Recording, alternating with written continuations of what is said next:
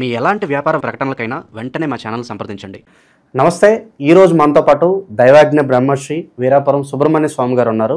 So August మాసంలో వృశ్చిక రాశి వారికి ఏ విధంగా ఉండబోతుందో గురుగారు అంటే తెలుసుకుందాం. నమస్కారం గురు. శుభాశీస్సులు అండి. గురుగారు, ఆగస్టు మాసం, అందులోనూ విశేషంగా శ్రావణ మాసం, వృశ్చిక రాశి వారి పరిస్థితి ఏ విధంగా ఉండబోతుంది? ప్రజెంట్ వీళ్ళ టైం ఎలా నడుస్తుంది? ఎలాంటి పనులు చేయాలి, ఎలాంటి పనులు చేయకూడదు అంటారు? చాలా మంచి విషయం అడిగారు. ఈ శ్రావణ మాసంలో వృశ్చిక రాశి వారికి పట్టిందల్లా బంగారమే. వీళ్ళకు కూడా మంచి యోగం అని చెప్పాలి, అధికమైనటువంటి యోగం అని చెప్పాలి. అధికమైన యోగం అంటే ఏంటి అంటే వీళ్ళు ప్రశాంతంగా ఏ పనైనా కూడా చేయవచ్చు. అలాగే చేసినా కూడా జీవితాంతం కలిసే వస్తుంది. ఈ మాసంలో చేసిన పని శాశ్వతంగా వీళ్ళకి ఒక జీవనాధారం అవుతుంది. జీవనాధారం అంటే శాశ్వత జీవనాధారం. సో లాంగ్ టర్మ్లో దాని మీద డిపెండ్ అవ్వచ్చు అంటారు. తిరుగులేదు.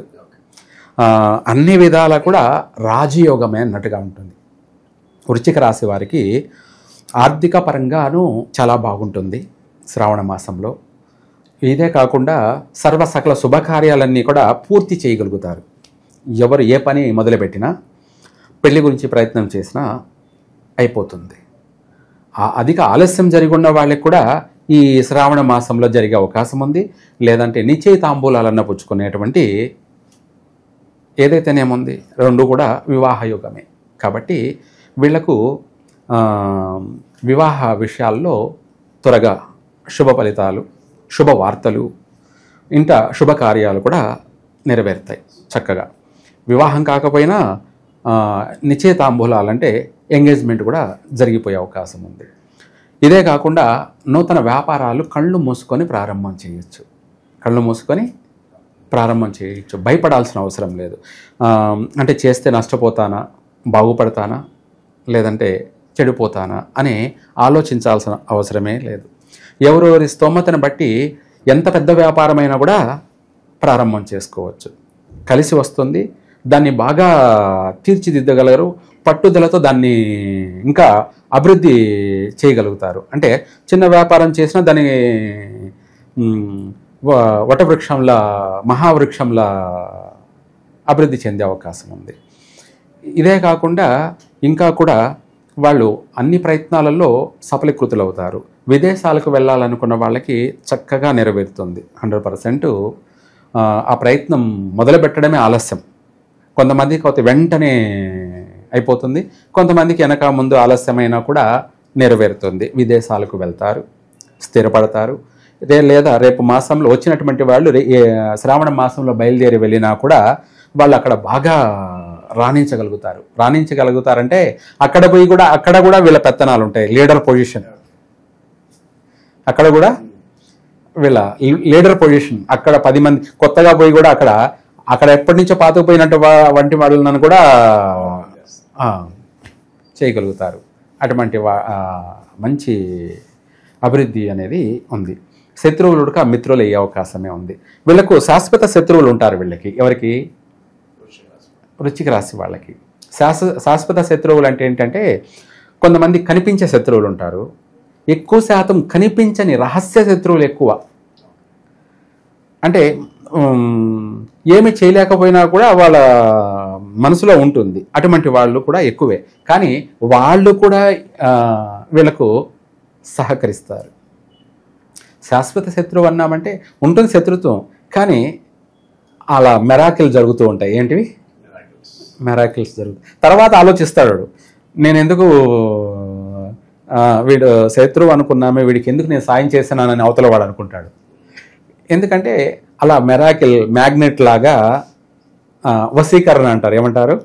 వశీకరణ, ఆకర్షణ అన్నట్టుగా వీళ్ళని చూడగానే పిల్లికి కూడా భిక్షం పెట్టిన వాడు కూడా పెట్టి తీరాల్సిందే.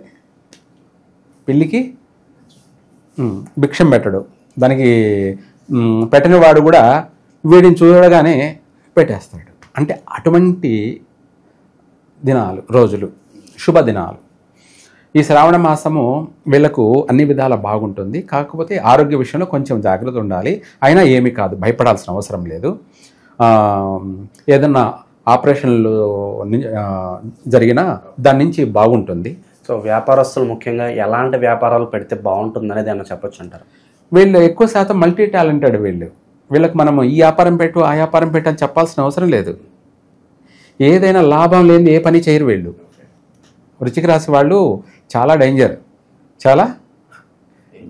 అమ్మ. ఒక పట్టాన ఏదైనా సరే ఏదైనా నమ్మరు, నమ్మితే వదిలిపెట్టరు. సామాన్యంగా నమ్మరు. నమ్మారంటే ప్రాణం ఇస్తారు. అలా ఉంటుంది. పట్టుదల అంతే ఉంటుంది. అలాగే మొండితనము అంతే ఉంటుంది. అన్నీ అలాగే ఉంటాయి. అయితే ఎక్కువ శాతం ఆ మొండితనము, ఆ పట్టుదల ఇవన్నీ వీళ్ళకు నష్టాలు కూడా కలగచేస్తూ ఉంటాయి. వీళ్ళు ఒడిదుడుకులు అన్నిటినీ ఫేస్ చేస్తూనే వస్తుంటారు.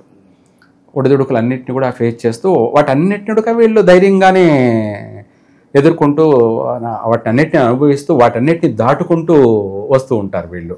ఇదే కాకుండా ప్రతి విషయాలలో కూడాను వీళ్ళు ఒక కాన్ఫిడెన్స్ అన్నిట్లోనూ. ఏదైనా సరే ఏదైనా లాభం లేనిది ఏ పని చేయరు అట్లా ఉంటుంది.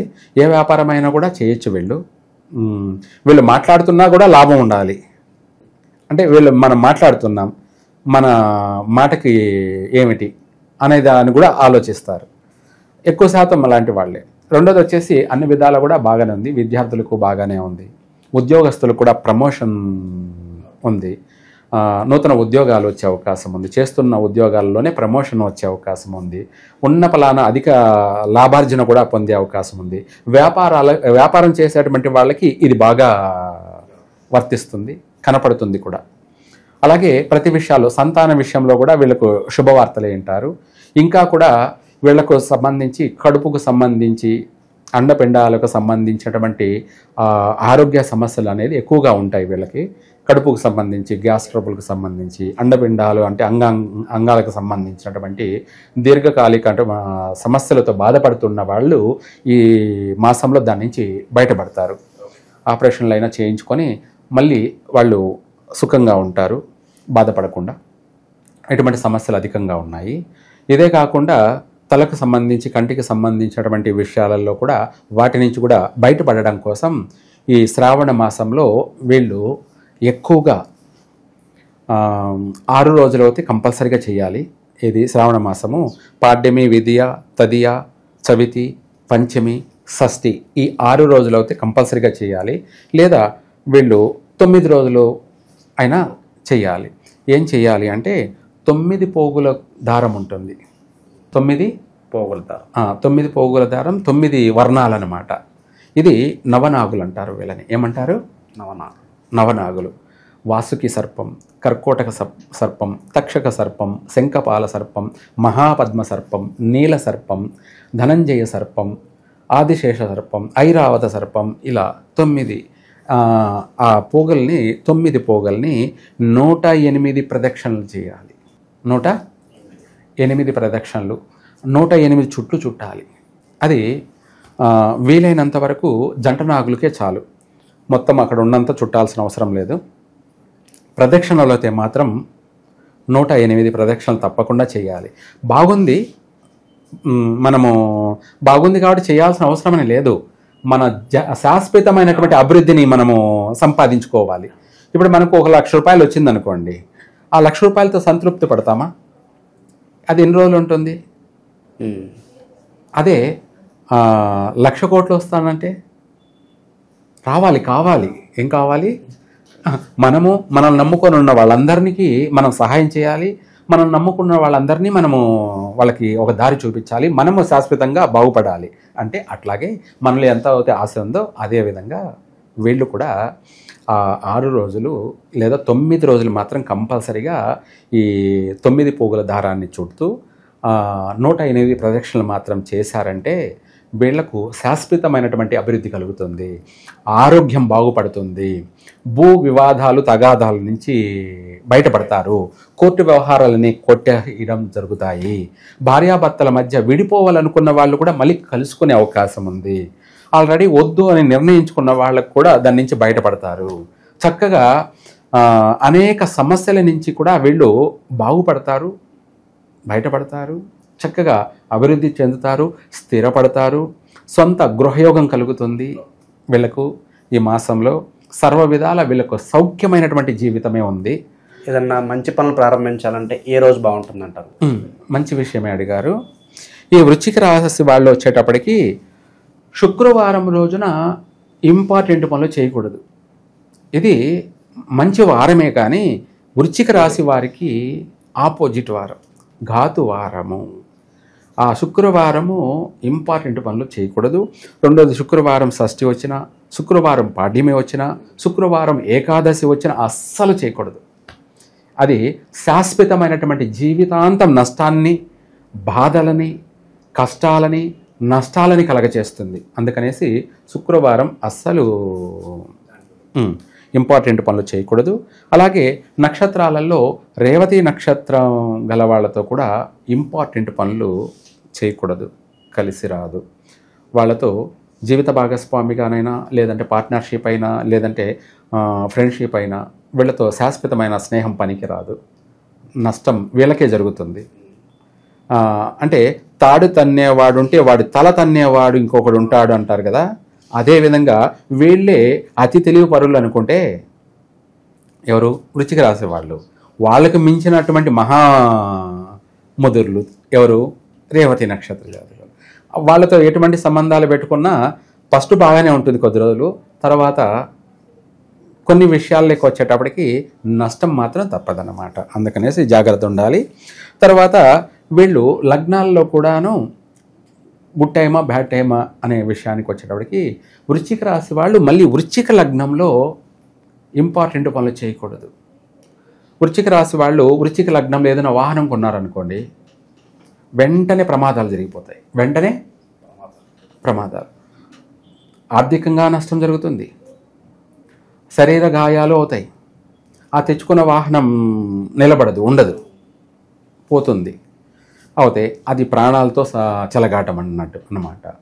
ఇదంటే పక్కన పెట్టేస్తే వ్యాపారం ఏదైనా ప్రారంభం చేశారనుకోండి, ఆ వ్యాపారంలో వీళ్ళకు అధికమైనటువంటి నష్టాలు, అధికమైన ఆ వ్యాపారాన్ని వదిలేయలేరు.